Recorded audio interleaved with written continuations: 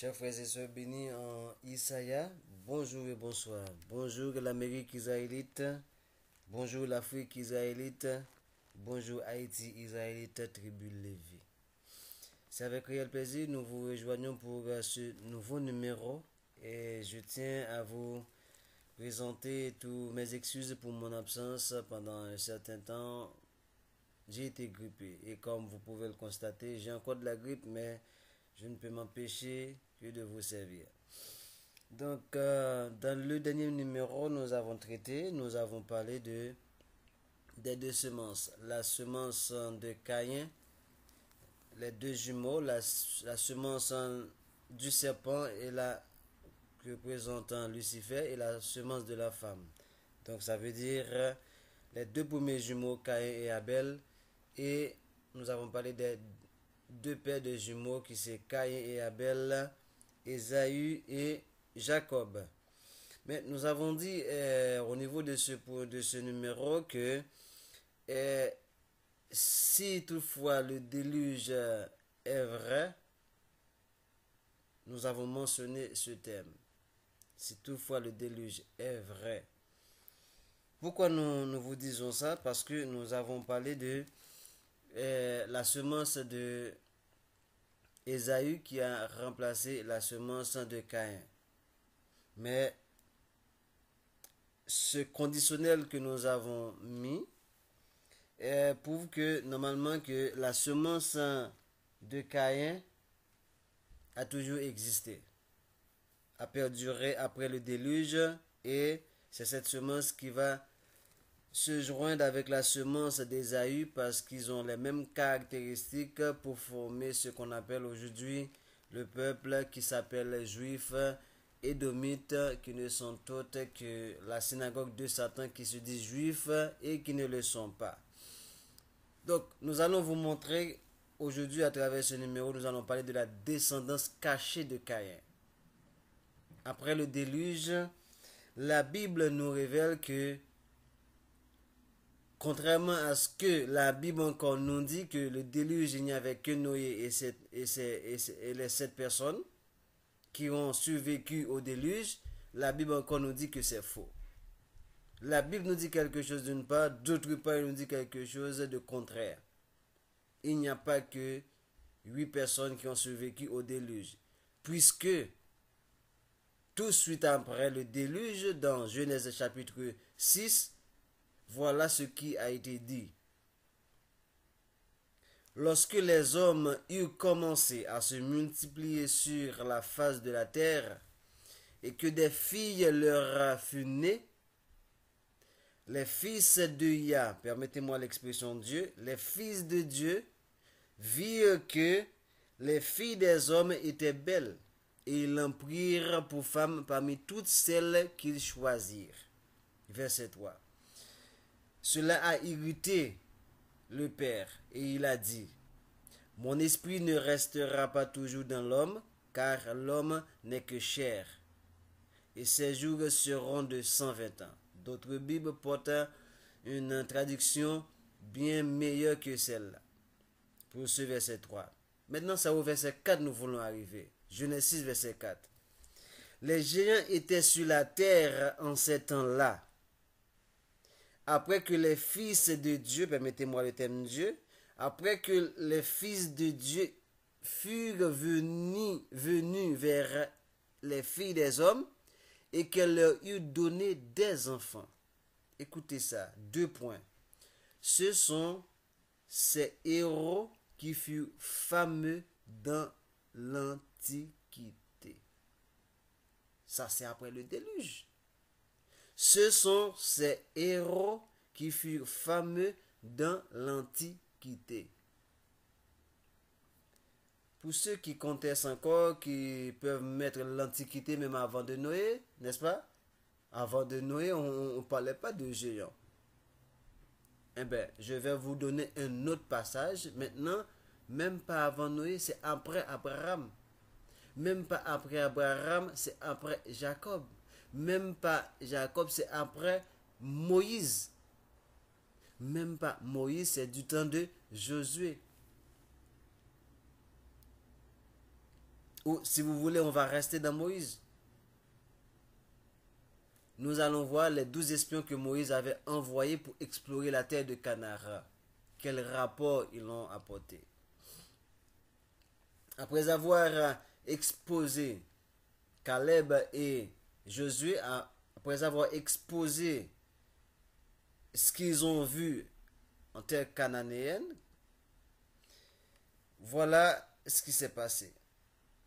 Mais les hommes qui étaient allés avec lui ici c'est Josué, qui a fait le rapport, un rapport positif. Mais les hommes qui étaient allés avec lui dirent, nous ne pouvons pas monter contre ce peuple, car il est plus fort que nous. Verset 32. Ça c'est Nombres chapitre 13.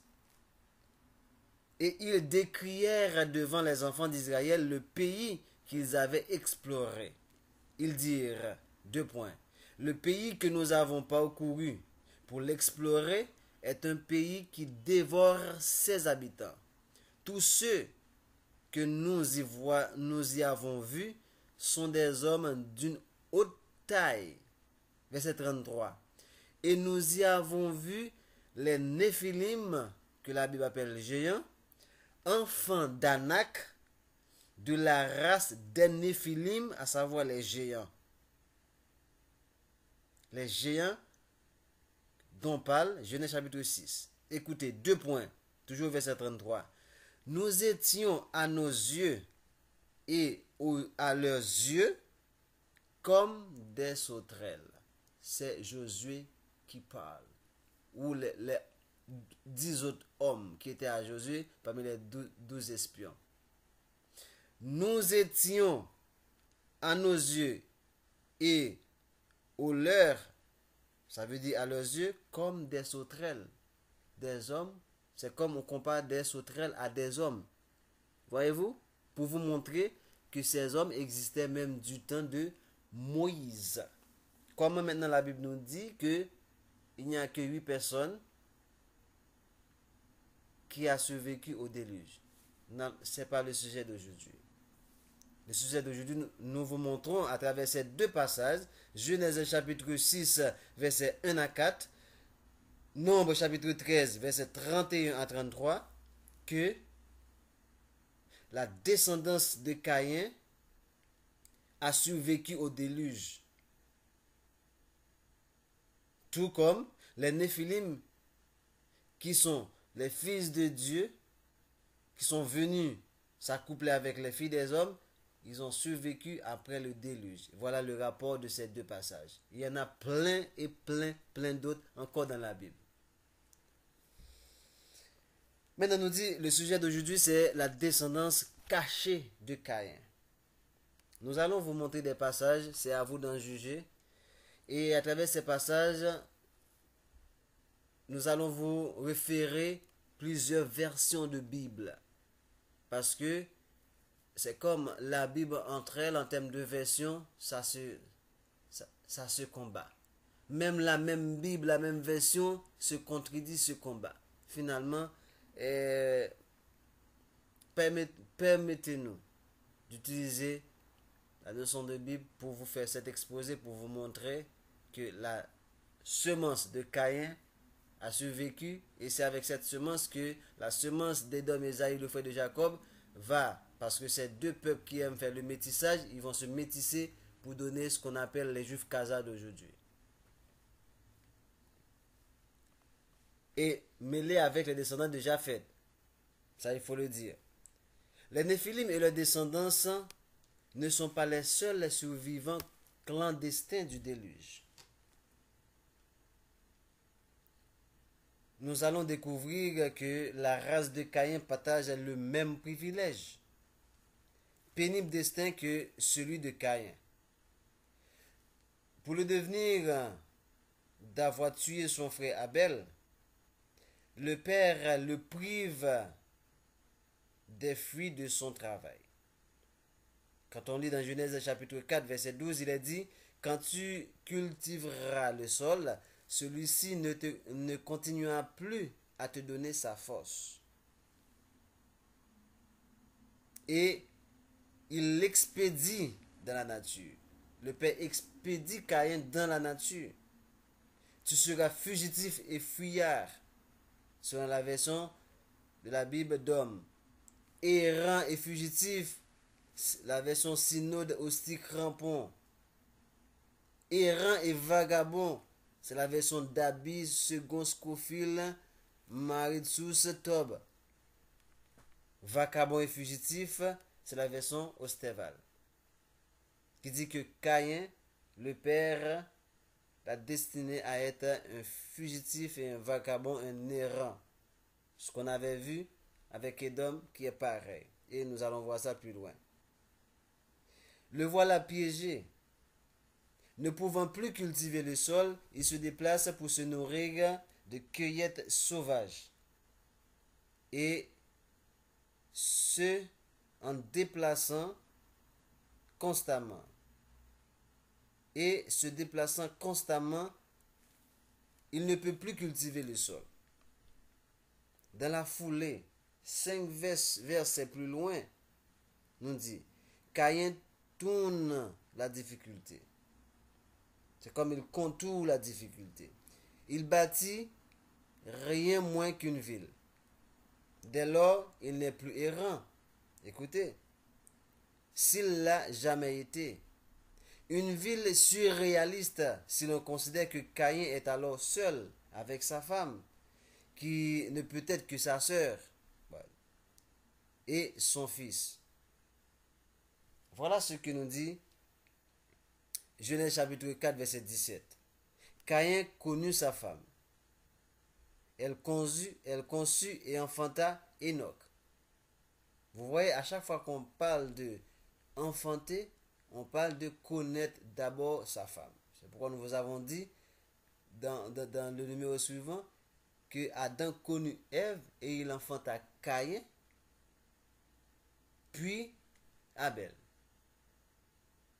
Pour le même acte de connaître Ève, donc Ève a enfanté 2 enfants, ça veut dire un père de jumeaux. Comme il bâtissait une ville, il l'appela la ville du nom de son fils Enoch.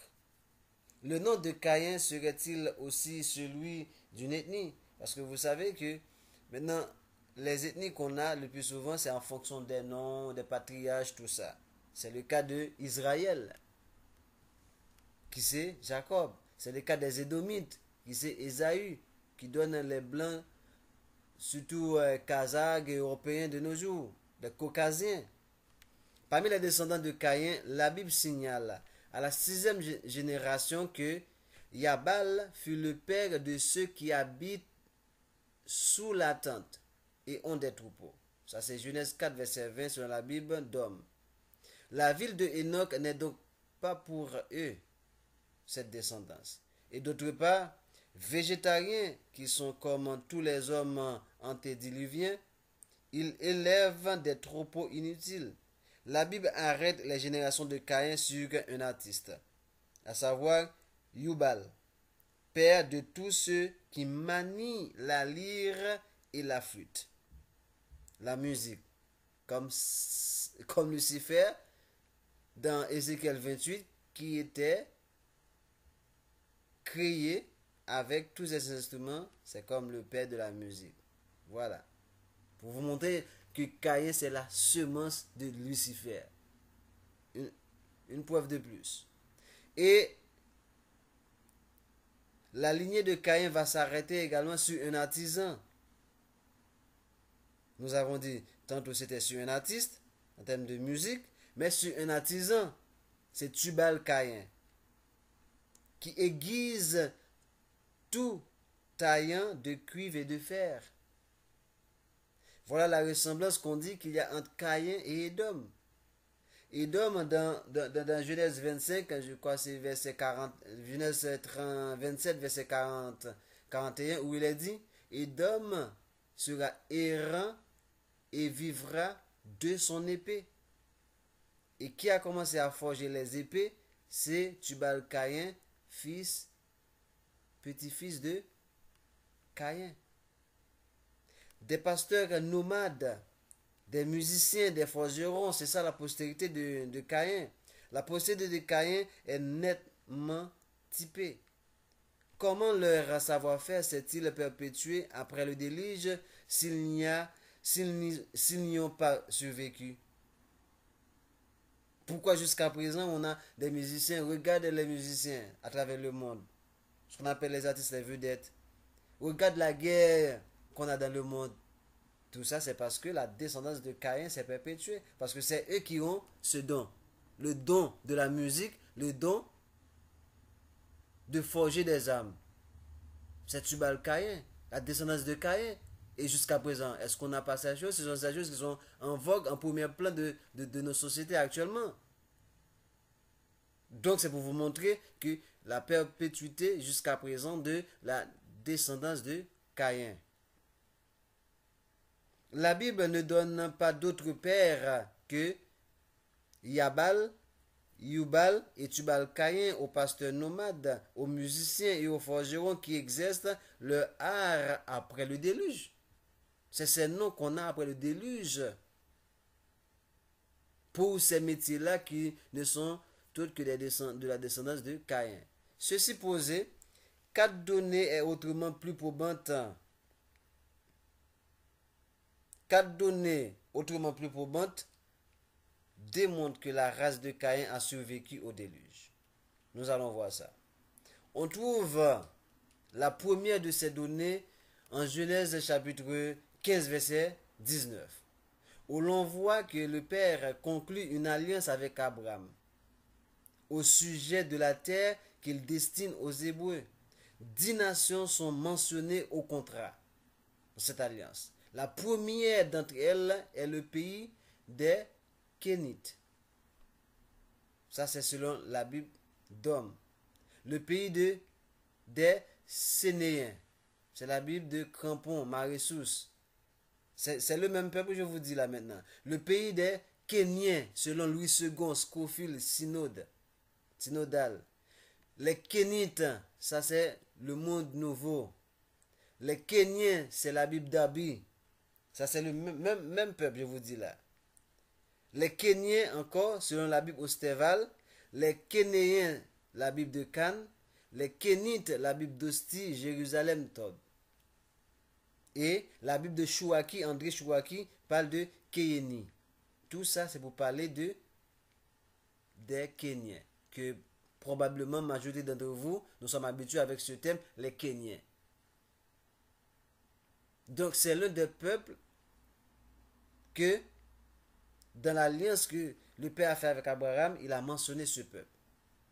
Ces noms diversement orthographiés, selon la version de Bible, traduisent tous l'hébreu. Kéni. Pas Kéni, je m'excuse. Kini. Q-I-N-I. Voici comment ça s'écrit en hébreu. Or, le nom hébreu que l'on traduit par Caïn s'écrit Kin. K-I-N. Vous entendez? Le nom en hébreu des Kéniens, c'est Kini, K-I-N-I. Or, le nom de Caïn en hébreu, c'est Kin, K-Q-I-N. Il provient du verbe acquérir. Acquérir. D'où est-ce qu'on avait vu ça? Lisons ensemble. Genèse chapitre 4, verset 1er. Or, Adam connut Ève, sa femme, et elle conçut et elle enfanta Caïn. Ça, c'est la Bible de l'épée. Allez-vous trouver la Bible de l'épée? Lisez Genèse chapitre 4, verset 1er. Adam connut Ève, sa femme, et elle conçut et enfanta Caïn. Entre parenthèses, vous allez voir la Bible de l'épée, mais acquisition. Voyons s'il n'a pas raison. Et Ève dit, j'ai acquis un homme avec l'aide du Créateur. J'ai acquis un homme avec l'aide du Créateur. Le mot Caïn, qui en hébreu donne kin, signifie acquisition.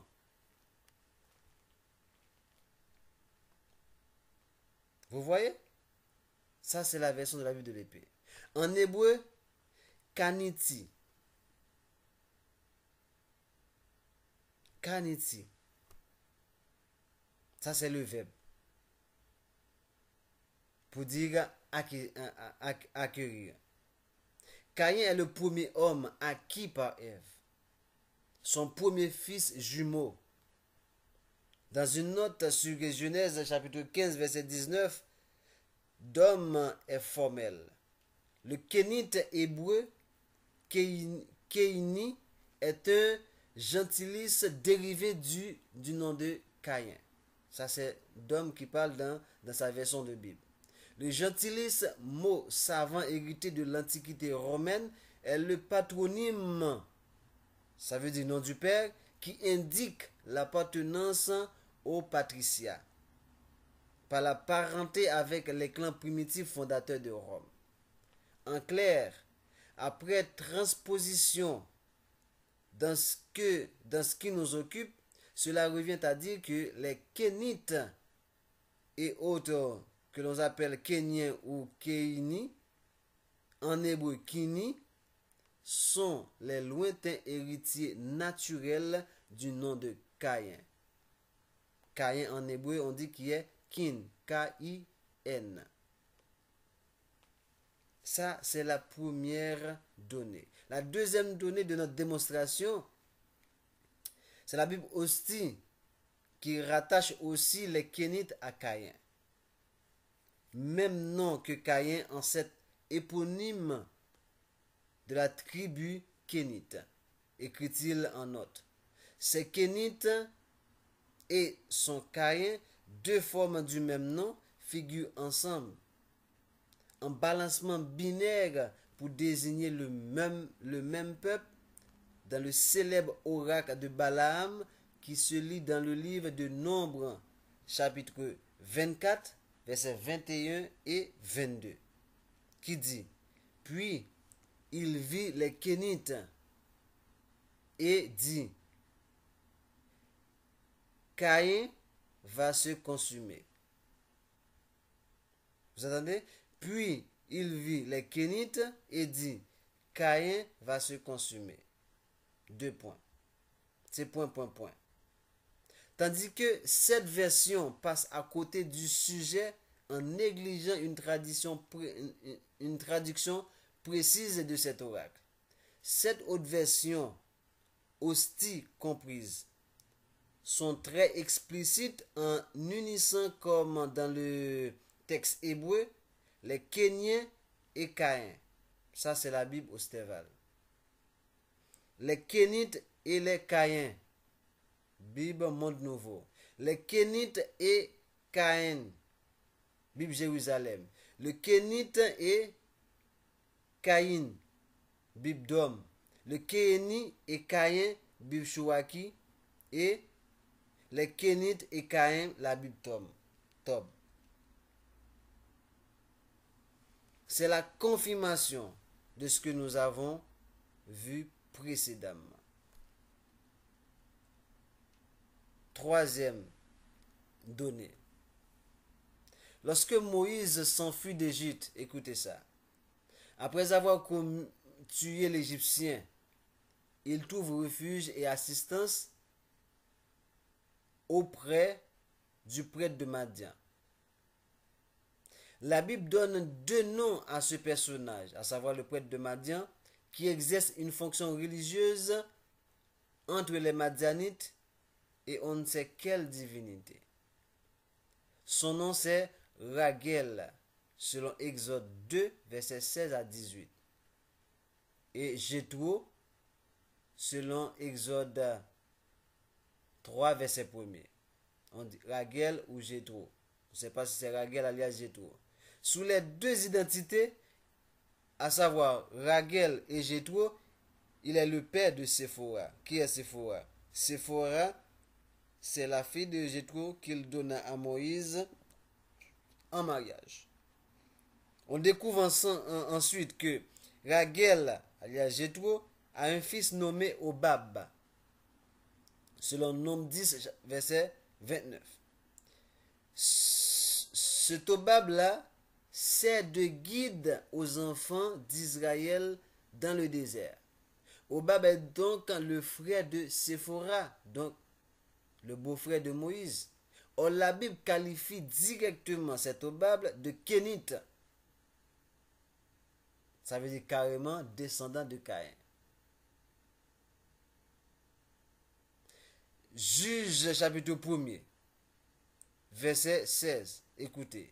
Les fils du Kénien, beau-père de Moïse, ok, montèrent de la ville des palmiers avec les fils de Juda, dans le désert de Juda, au milieu d'Arad, et ils allèrent s'établir parmi le peuple. Les fils du Kénien. Le Kénien, ça veut dire beau-père de Moïse, à savoir Jéthro. Jéthro était un Kénien, descendant de Caïn. D'après ces versions de Bible.